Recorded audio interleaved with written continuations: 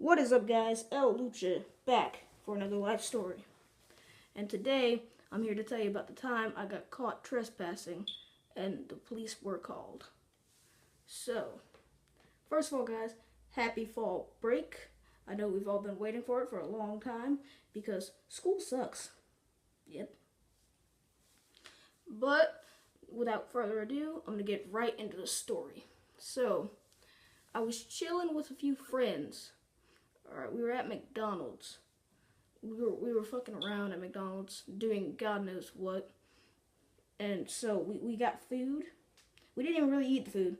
Only one person got food, and that was my friend Joey. So he got his Egg McMuffin. We walked outside.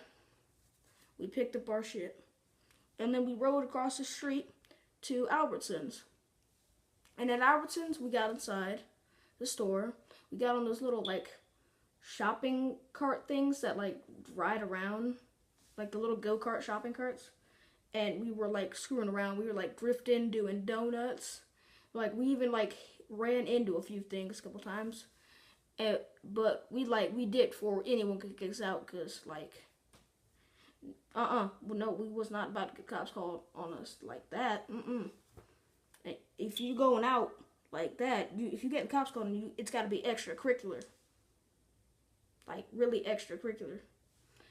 So, anyways, then we walked over to the golf course, and because we were going to go to my friend's house, and he said we had to cut through a golf course. We were just like, why would you cut through a golf course? What? But he's like, alright, whatever, just do it. And I didn't know at the time that if you go onto that golf course, that it's considered trespassing. So we get halfway through the golf course, riding over the hills and stuff, and then we ride back. And my friend Sal sees this guy pick up his phone, and it's at his ear. So our innate reflexes are like, oh, he's calling the police. We should probably roll out now. So we roll out, we dip, throw our stuff over the gate, hop it, and then we tell my friend, Torn, come on, he's calling the cops. So Torn dips back, grabs his stuff, throws it over, and dips over the gate. But by this time, the guy in the golf cart is on his way over to us. He's driving over in the golf cart. So we're like, oh no, come on guys, roll out. And some dumbass wanted to wait for him and see what he says. I was like, nigga, are you stupid? Are you feeling okay?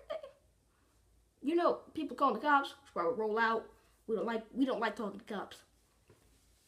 And he's like, all right. So we start rolling out again, hauling ass.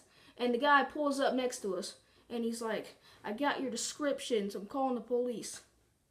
And then my dumb ass said, fuck you, and rolled out, just dipped, hauling ass. Clearly, we weren't fast enough because the nigga was right behind us.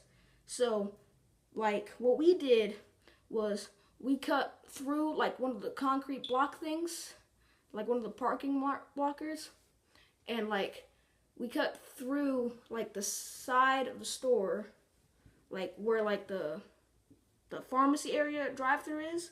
We cut through there so he couldn't follow us. And he yelled, I have your description. You're gonna get caught. And I said, fuck you. Again, loud as all doing shit. And so we dipped. And our plan was to go around the front of the store and dip under the bridge and cross over to the wash by Safeway. Alright, so that's what we did.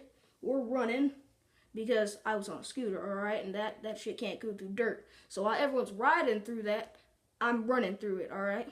So, and then the guy pulls up next to us and he says, I see you, red shirt, which was really confused because the only two people that were actually going under the bridge were me and Torn, and neither of us were wearing a red shirt. So then we were like, the fuck? But we just kept running. So, I'm dipping through the bridge, hopping over stones, dodging cigarettes and bottles, and by the time I get out, your boy is gassed because we took 3 laps around the complex, no idea why, before we went under the bridge. So I was already a little tired after 3 laps, But by the time like I ran under the bridge, I was like gasping for air. Like it was dusty as hell, and I've been running, so like nigga, my like fucking asthma was like kicking up and shit, and I was tired as fuck. And like I could hear the guy's voice in the golf cart, so I'm like, oh no, we never stop. So I just kept running. I had to keep running. Like my lungs were burning, and it like hurt like a bitch. But like I wasn't getting caught today, and I kept running, and I made it to where this tree cover was, and I kept walking, catching my breath, and then, bruh, as soon as I got onto the concrete with all the homies, we dipped out of there, and like I'm still a bit tired, so like I'm like, as we're riding, and bruh, like we rode for like a solid, it would be like a block and a half, and then I was like, guys, I live right across the street. We could cut through the back end of a wash and go across the street to my house. And they're like, word? All right, let's go. So we do that. We get to the back end. We cut through the tree cover, like hop over this little like river gap, which is like a little tiny stream. It wasn't that big, and continue running to my house. So we dip through the back of this undeveloped neighborhood and go and jaywalk across the street and go into the back of my neighborhood. And so we are dipping. We're like trying not to be on the main roads. So we're going through back streets and like around the neighborhood and like through the back of it and shit. So by the time we get to like the opening, which would like be like if you jaywalked across the street, that'd be the opening where you could just turn left and like you'd be at like my house. But we went through the back. So by the time we passed the opening, my friend Joey said he saw a cop car pull in to Safeway. So like my anxiety is like hella kicking up right now, and like I'm just like worried. Like I'm like, oh shit, we're gonna get caught. We're gonna get fucking caught. So we get to my house. I'm like, all right, hurry up, niggas. Go put your shit, your bikes and stuff. Put it in my backyard. And like I'm nervous, all right. I'm like having these thoughts like, oh, we're gonna get caught. I'm screwed. I'm gonna be stuck inside for the rest of the fall break. So like I reach for my key. I'm getting my key out. I unlock the first lock perfectly, and then I start like fumbling with the key. Like I kept like dropping it, and like I couldn't like get it in the lock right. And I was like, God damn it, Tyler, you're fucking this up. So I finally get in the lock right. Turn the door, open the door, and we're inside. All right, we're in the clear. I don't even know how my dad didn't know something was wrong, because we're all extremely sweaty and like huffing and puffing and stuff. So like, all right, I'm like, guys, just go in the back of my room, chill there for a bit. I'm gonna get waters. All right, so I go back with the waters, and like at this point we're like discussing it over. Like, what'd you guys see? And Joey's like, I saw a cop car, and everyone else is like, really? We didn't see one. But like we weren't taking the chance in case he was wrong and didn't see one. Like, no, we weren't about to do that. We were not about to go investigate. So like, and get our ass like butt raped and like Mike Browned out this hoe.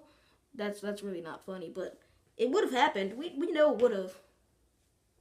So like, after about 10-15 minutes in my room, we decide, hey guys, let's go in the backyard and see if we can find the cops. So we go in the backyard, because the way my backyard is set up, like it directly looks at the front of Safeway. Like if you go in my backyard, you can see Safeway, Babo, like the tire shop, like all those stores. You can see them directly from my backyard. So once we get into my backyard, we climb up on the fence and we sit on the fence. So knowing that even if we do see a cop and he pulls up, like I don't have to let him in my house. So like it's fine either way. It doesn't even matter at this point. And so we see, my friend Sal says he sees the old man, that the nigga, the polo shirt, and that had the golf cart and it called the cops on us, and the manager of Safeway, and then we see a cop car chilling over there by like the back of Safeway and like the Panda Express area. So we're like, oh, okay. No, we don't do this. And we're like, all right, if we see the cop car, like pull out, and the rest of us aren't paying attention, someone say Stacy. Stacy, that's a code name for the cop car, all right? And everyone's like, all right.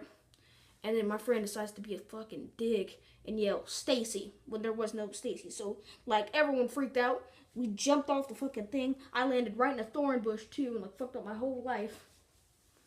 And then we're like, you're an asshole, man, you know that? And then we're like, all right, fuck this. Let's just go back inside. Who cares? And so we went back inside. 3 hours later, we were going to go to the Higley game, all right? We were going to go to the Higley game. And the story for us, if we got caught, was our retarded friend ran onto the field, and we had to go get him. And the friend that was going to be the retarded one was Torin, so we had him put on this like wolf hat and these like IMAX 3D glasses, and like he named the wolf Sydney, so like he would like be talking to Sydney and stuff if like the cop rolled up on us and just be acting retarded, and like in our mind that was a believable story. Thank God a cop didn't roll up on us, because he probably would have saw right through that shit. But that's the end of the story, guys. Be sure to like, comment, and subscribe. We're almost at 100 subscribers. Let's get us there by the end of this week. So by next Friday, I would like to be at 100 subscribers. If you guys can make that happen, that'd be awesome. Love you guys, and peace.